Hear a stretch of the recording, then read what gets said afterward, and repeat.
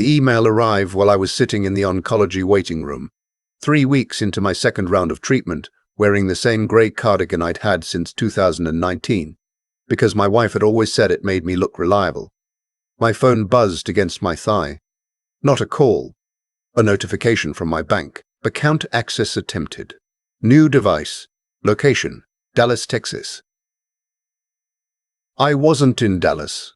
I was in a recliner chair in Portland, Oregon, with a needle in my arm and the magazine I hadn't opened in my lap. I almost dismissed it. Fraud alerts show up for all kinds of reasons. A VPN glitch, a misread location ping. But something made me tap the screen instead of swiping it away. Maybe it was the stillness you develop when your body is fighting something larger than itself, and your mind has nothing else to do. Maybe it was the fact that I recognized the device name. It matched the old laptop I'd given my son-in-law 3 years ago when I upgraded. That was the moment everything tilted.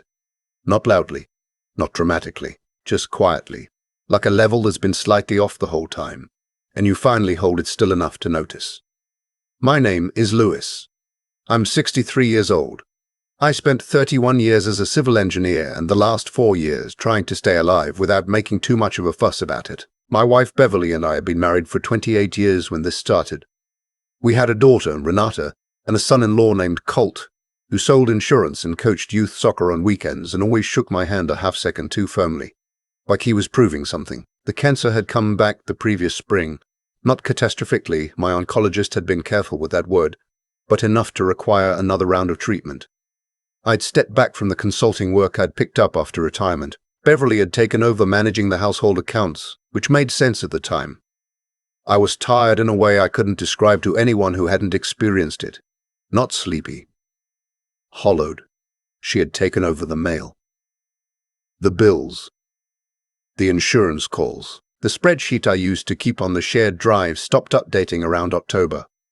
I noticed but didn't push. I told myself I was letting her carry it, because that's what partners do when one of them goes down. I was wrong about what she was carrying. The bank notification sent me to the app. I scrolled through recent activity with the kind of focus I hadn't felt in weeks. 3 transfers in the past 30 days, all to an account I didn't recognize.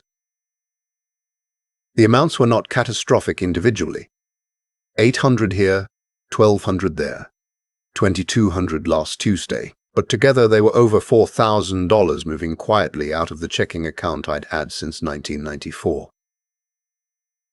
I called the bank from the waiting room. I kept my voice low because there was a woman across from me doing a crossword, and I didn't want to become her drama. The representative confirmed the transfers.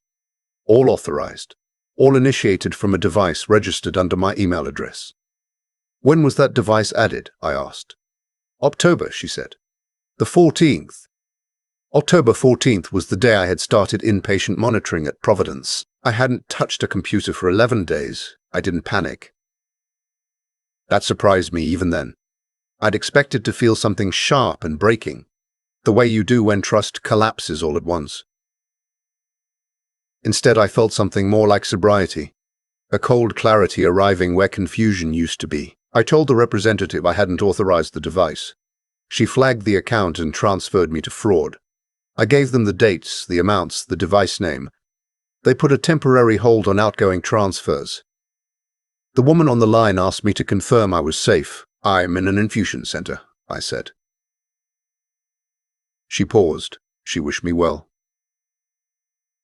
When I hung up, the nurse came to check my drip. She had reading glasses pushed up on her forehead and a coffee mug with a mountain on it. She asked if I needed anything. Just water, I said, and I need you to note in my chart that I'm here today and have been here since 8 this morning. She gave me a look that wasn't quite a question. For documentation, I said. She nodded like that made sense and went to make a note. I called Beverly next. It rang 5 times. She answered on the 6th. Hey, she said with the easy warmth she still carried in her voice in those days. There's been some unusual activity on the checking account, I said. I wanted to let you know I called the bank. A pause. Not long, but measured. What kind of activity? I described the transfers. I kept my tone even. I wasn't accusing her. Not yet. I was watching. Beverly was a woman who processed in layers. Her first reaction was never the real one. "That's strange," she said. "I'll look into it." $4,000 of strange. Lewis, you're exhausted. You're not reading the statements right. Let me call them. I already called them. The account is frozen. Another pause, different this time. Tighter. You froze our account. As flagged unauthorized activity. Standard procedure. She exhaled. I could hear street noise behind her. A car door. Voices that weren't ours. "Where are you?" I asked. "Running errands," she said. "I'll be home by 6. She wasn't home by 6. She came in at 8:47, and I know the exact time because I was sitting at the kitchen table with a glass of water and my phone face up in front of me, watching the clock the way you do when you already know the conversation is coming and you're just waiting for the room to catch up to what you know. She set her keys on the counter without looking at me. "Long day?" I asked. She turned. She looked tired in a way that didn't match Erin's. She looked like someone who had been in a meeting. "I think you're getting confused," she said. "Your medication affects your cognition." "The doctor said so." "He said it could cause brain fog," I replied. "Not that I'd imagine $4,000 in unexplained transfers." She sat down across from me. She folded her hands on the table the way she did when she was constructing an argument. I'd seen that gesture in 28 years of disagreements about everything from gutters to vacation destinations.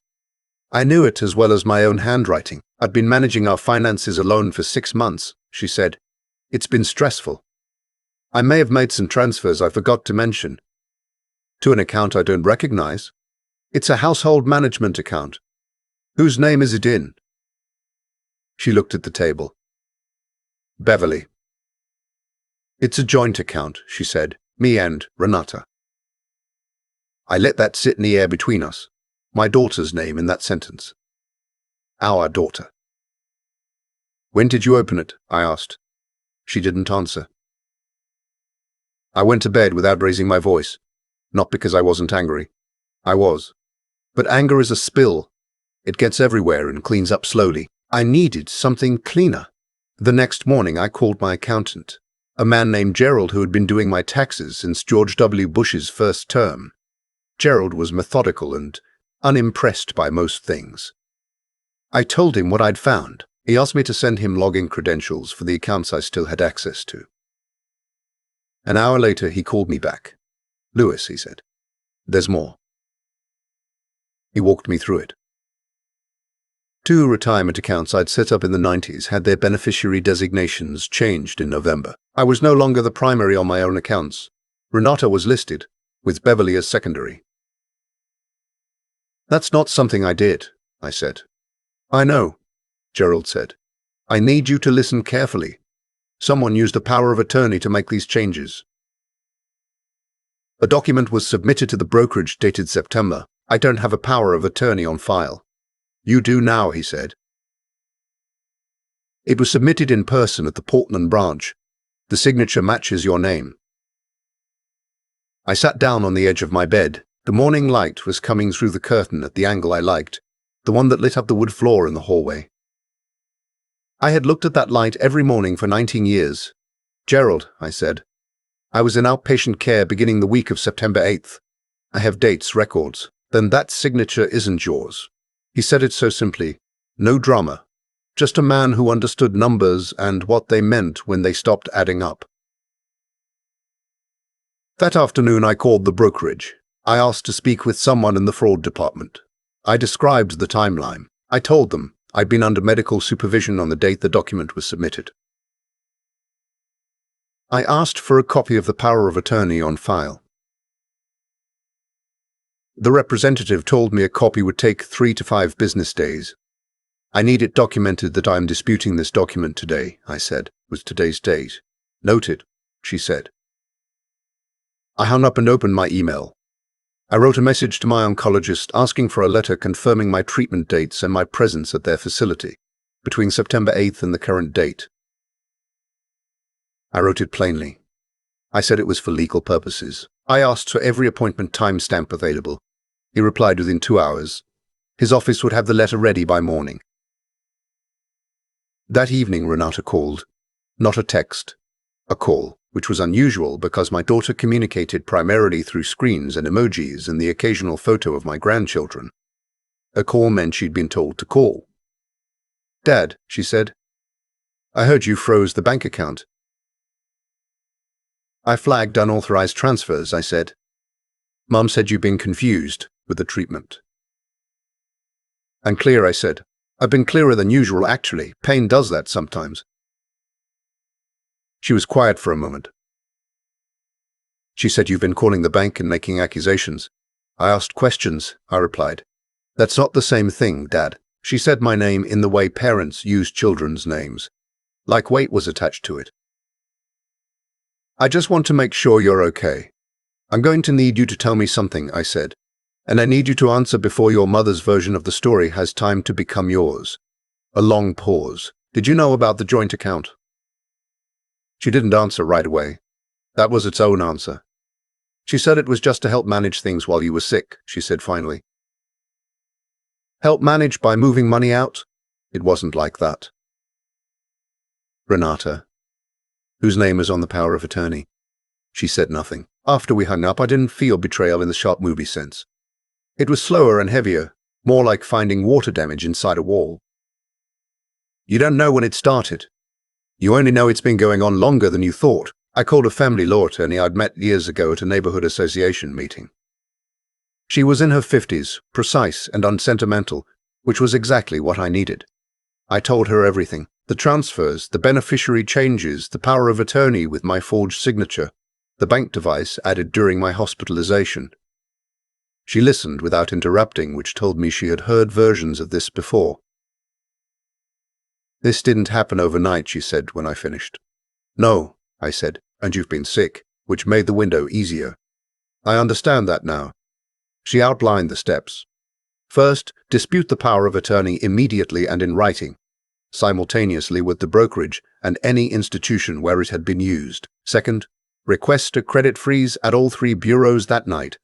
Third, contact Social Security to make sure no changes had been made to my benefit information. Fourth, compile every medical record, every timestamp, every piece of institutional evidence that placed me somewhere other than where the document said I'd been. Then, she said, we let the paper do the work. I liked that. I'd spent my career in engineering. I understood what structures are built on, and I understood what happens when someone tries to fake a foundation. That night, I sat at the kitchen table with my laptop and a yellow legal pad, and I worked for 3 hours. I flagged the 3 credit bureaus. I called the Social Security Administration and was told someone had called that office in October requesting information about my benefits. I asked for a record of that call. I was given a case number. I found my treatment calendar in the patient portal, appointment by appointment, going back to September. Every date, every provider's name, every note. I exported the full record and saved it in 3 places. Beverly stayed in the bedroom that evening. She knocked once and said she was going to bed early. I said goodnight. I meant it as a closing, not a greeting. The next morning a man rang the doorbell at 7:50. I answered in my robe. He was around 40, broad-shouldered, wearing a jacket that was too light for the November air. He said he was there on behalf of my wife, to pick up some documents. I told him I didn't know what he was talking about. He said Beverly had called him about the power of attorney paperwork. I told him nothing was leaving this house and closed the door. I texted my attorney immediately. She told me to call the police, non-emergency line, and report the attempted document retrieval. I did. The officer who came out was polite and made a report. He looked at my robe and my legal pad on the table and said, "You've been busy." "Trying to keep up," I said. 2 days later, Gerald called me again. He dug further. "There's a brokerage account I didn't know about," he said. "Opened in October. Small amount, about 8,000. The listed owner is Colt. My son-in-law." "Yes." "The account was funded from where?" I asked, though I already felt the shape of the answer. "A transfer from your IRA," he said, "executed under the power of attorney." I put the phone down for a moment. Not because I was falling apart, because I needed a breath that was only mine. Colt. The firm handshake. The soccer coaching. The laptop I'd given him 3 years ago, the one that matched the device name the bank had logged accessing my account from Dallas. He traveled to Dallas for work twice a year. Insurance conferences. I picked the phone back up. "Gerald," I said, "I need everything you just told me in writing today." He had it to me by noon. The attorney filed a formal dispute of the power of attorney that afternoon. She submitted my medical records as evidence that I had been under continuous care on the date the document was executed. The brokerage flagged the account pending review. The $8,000 was frozen. Beverly called that evening. Her voice had changed. The warmth was gone and something harder had taken its place, the kind of voice people use when they've been advised by someone else. "Lewis," she said, "you're making this very complicated. You signed my name," I said. "I never said that." "Someone did," I replied. "And whoever it was wasn't me." "You've been unwell," she said. "You may not remember things the way they happened." "I'm going to tell you something," I said, "and I want you to hear it clearly. I have my oncologist's records. I have the infusion center logs. I have the bank's device records and the fraud report. I have Gerald's analysis and my attorney's filing. I have a police report about the man you sent to this house. I am building a timeline, and every hour you spent thinking I was too sick to notice is now documented." Silence. "This doesn't have to become what it's becoming," she said finally. "It already is," I replied. She hung up. I looked at the window above the kitchen sink. The backyard oak was bare for the winter. I planted that tree the year Renata was born. I had a photo somewhere of her at 3 years old, trying to wrap her arms around the trunk.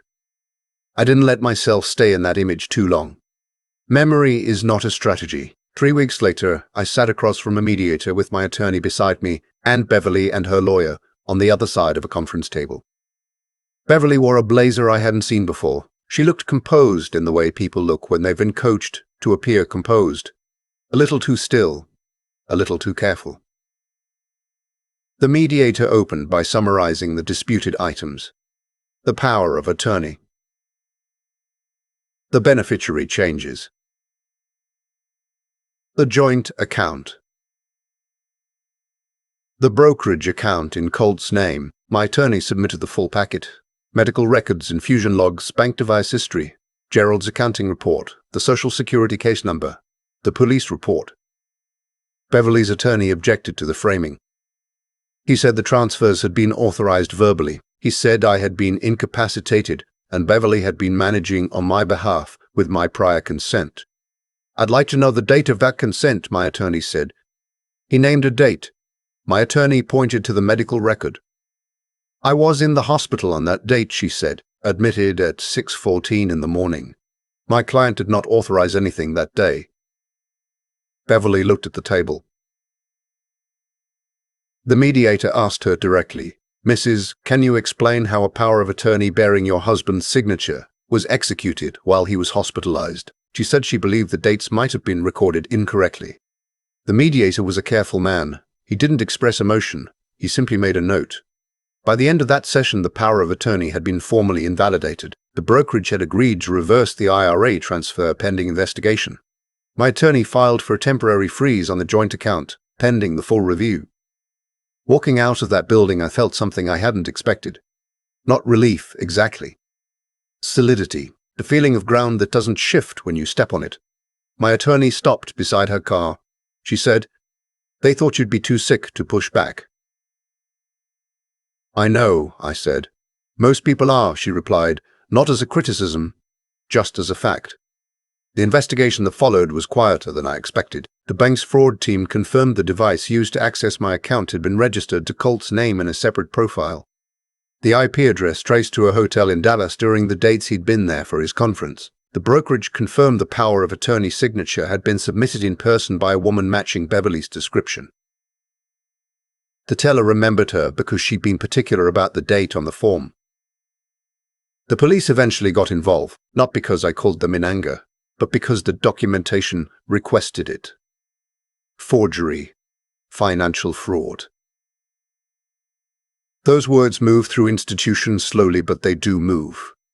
I am not going to tell you the outcome was tidy. It wasn't. There were months of proceedings and paperwork and conversations I would rather have not had, including one with Renata in my kitchen where she sat at the same table she'd done homework at. For 12 years and cried in a way that had no performance in it at all. She hadn't known about the power of attorney. She hadn't known about Colt's account. She had known about the joint account, and she had let herself believe Beverly's explanation of it. She kept saying, "I should have asked you." I just kept telling myself you had enough to deal with. She wasn't wrong. She also wasn't blameless. I told her both things. The divorce was finalized 8 months after that waiting room notification. I kept the house. The retirement accounts were restored. Beverly and Colt were referred to the county prosecutor's office. I don't know what came of that, and I found I didn't need to know. The financial damage was repaired. The legal record was clean. That was enough structure to stand on. What I couldn't repair was the calendar. The months I'd spent focused on the wrong kind of survival. The appointments I'd sat through alone while the person I thought was managing our life was managing her exit. I had spent so long being grateful she was handling things that I hadn't stopped to notice she was handling them away from me. I know what it means now to be still and see clearly at the same time. It took a diagnosis and a bank notification and a very long winter to learn it. I know what it means to trust your own memory even when someone who loves you says you've got it wrong. I know what a real timeline feels like, the kind built from appointment logs and paper trails rather than feelings. And I know that when you have one, you don't need anyone to believe you. The paper speaks. One afternoon in March, I was sitting on my back porch in the first real warmth of the year. The oak had started budding. The yard needed work I wasn't ready to do yet. I had a cup of coffee that had gone slightly cold and a legal pad I wasn't writing on. My phone buzzed. A message from Renata. She asked if she could bring the kids over Sunday. I wrote back, "Yes. I'll make something." I didn't sit with the meaning of that exchange too long. Simple things after a complicated season deserve to stay simple. I went inside. I washed my mug. I started making a list for Sunday. That's what it looks like when you take your life back. Not a scene, not a statement, just a list on a yellow pad in your own handwriting, in your own house, on a quiet afternoon in March. There's a version of this story where I never check that bank notification, where I swipe it away the way you swipe away things that feel like they might cost you energy you don't have. I was sick. I was tired. I had a magazine in my lap. I hadn't opened and a needle in my arm, and exactly 0 reasons to believe the person managing my life at home was managing it away from me. That notification cost me nothing to read. What it gave me back was everything. I've thought a lot about what made the difference, not in a dramatic sense, not in the way people talk about turning points in movies, in the quieter sense. What I keep coming back to is this. I made a choice, in a moment of real physical weakness, to treat what I saw as real, to not explain it away, to not tell myself I was confused or medicated, or that I should wait until I felt better to deal with it. Beverly had counted on my exhaustion. She and Colt had built their plan around the reasonable assumption that a man in chemotherapy will not be paying close attention to account alerts at 8 in the morning. They weren't wrong about my exhaustion.